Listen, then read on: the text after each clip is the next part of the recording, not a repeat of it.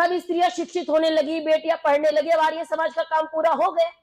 लेकिन आप विचार करो कि आज के समय में वेदों की आवश्यकता क्या है और पहले क्या थी और क्यों होनी चाहिए, और वेद ही क्यों? भाई और भी ग्रंथ है। कई बार हमसे पूछा जाता है हमारा धर्म ग्रंथ क्या है।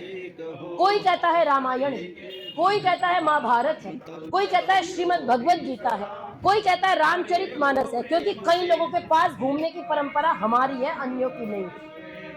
लेकिन वेद का नाम कोई एक भूला भटका बताएगा, उसमें भी चारों वेदों के नाम पूछ लो तो चारों वेदों के नाम नहीं बता पाएगा। हमको विचार करने की आवश्यकता है, सब बैठ के चिंतन करते हैं। 4 वेदों के नाम चलिए बता भी दिए, अब आप उनको पूछिए वेदों के विषय क्या है, विषय नहीं बता पाएगा।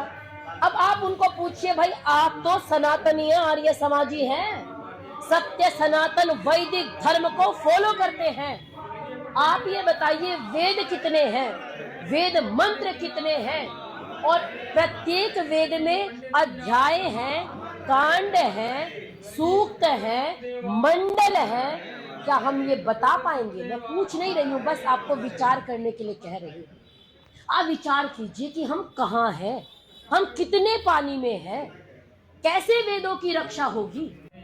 हमारे यहाँ वेदों को सुरक्षित रखने के लिए 8 पाठ बनाए गए थे, इसीलिए वेदों में मिलावट नहीं हुई, नहीं तो 8800 श्लोक के 24,000 और 24,000 के 1,00,000 हमारे ग्रंथों में कर दिए गए।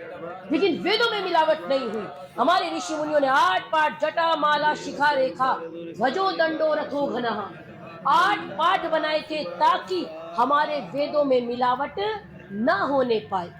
वेदों की सुरक्षा के लिए, वेदों की रक्षा के लिए ये किया उन्होंने।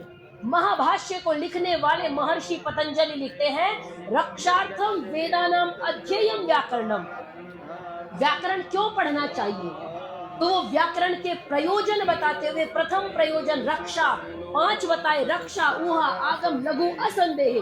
पहला प्रयोजन बताया रक्षा के लिए हमको व्याकरण पढ़ना चाहिए। किसकी रक्षा के लिए? वेदों की रक्षा के लिए पढ़ना चाहिए। अब आप विचार कीजिए, अगर हम वेदों में सूक्त है, मंत्र है, अध्याय है, कई बार लोग कह देते हैं वेदों के श्लोक, कई बार कह देते हैं ना, बहुधा प्रयोग कर देते हैं भाई संस्कृत श्लोक होते हैं और संस्कृत में मंत्र होते हैं, तो हम श्लोक और मंत्र में अंतर नहीं कर पाते। आज आप विचार और संकल्प लेके जाइए और कुछ जानकारी अपने साथ लेके जाइए। रामायण महाभारत इन सब में श्लोक है, मंत्र नहीं है, और वेदों में केवल मंत्र है, श्लोक नहीं है, और वेदों में ही मंत्र हो सकते हैं, अन्य ग्रंथों के श्लोक मंत्र नहीं हो सकते। ऋग्वेद में मंडल होते हैं, 10 मंडल है ऋग्वेद में।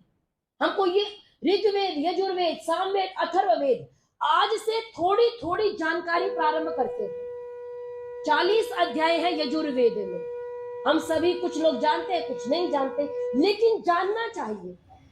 अगर हम अपने आप को सनातनी कहते हैं, आर्य समाजी कहते हैं, श्री राम का वंशज कहते हैं, श्री कृष्ण को अपने आदर्श कहते हैं, भगवान कहते हैं, तो क्या हमको वेदों की सामान्य नॉलेज नहीं होनी चाहिए? क्योंकि श्री राम भी वेद को जानते थे। आप पढ़ के देखिए रामायण को, कृष्ण जी भी वेदों को जानते थे, उनके लिए तो कहा गया वेद वेदांग विज्ञानम, वेद वेदांगों के ज्ञाता थे। तो आज हमको तो कितना वेद पढ़ना चाहिए। और मैं कहती हूं कि वेद का एक मंत्र बहुत बड़ी बात, एक शब्द अपने जीवन में ग्रहण कर लीजिए, हमारा जीवन धन्य हो जाए। इसीलिए स्वामी दयानंद कहते हैं कि वेद सब सत्य विद्याओं का पुस्तक है। वेद का पढ़ना पढ़ाना और सुनना सुनाना सब आर्यों का परम धर्म है, मात्र धर्म नहीं होता। अगर वेदों की आज्ञा पे चले हो, ये पूरा विश्व का अगर हम कल्याण चाहते हैं, अपना कल्याण चाहते हैं, परिवार का कल्याण चाहते हैं, तो वेदों की ओर लौटना पड़ेगा। इसीलिए स्वामी दयानंद ने कहा वेदों की ओर लौटो। आप सोचो दुनिया भाग रही है, लेकिन स्वामी दयानंद कहते हैं वेदों की ओर लौटो, वापस आओ। यही कहा, क्यों कहा? वेद का एक मंत्र है, सत्यम बृहत् ऋतम उग्रम दीक्षा तपो ब्रह्म यज्ञ पृथ्वी धारयन्। श्रमेण तपसा सृष्ट, अनेकों मंत्र हैं, अनेकों व्याख्याएं हैं। एक मंत्र भी कोई जीवन में धारण कर लीजिए। जैसे यजुर्वेद के 40वें अध्याय का प्रथम मंत्र है, ईशावास्यमिदं सर्वम यत्किंच जगत्याम जगत तेन त्यक्तेन भुंजीथा मां गृधः कस्य स्विद्धनम। देखिए यही तो सुंदरता है। आप सभी कितनी आसानी से यजुर्वेद का मंत्र बोल रहे हैं। यही तो चाहिए, इसी राष्ट्र की कल्पना करनी है। जिस दिन वेद के मंत्रों से धरती को गुंजाया जाएगा, उसी दिन मेरे गीतों का त्योहार मनाया जाएगा। यही तो कल्पना है। इसको बस जीवन में धारण कर लीजिए एक मंत्र को।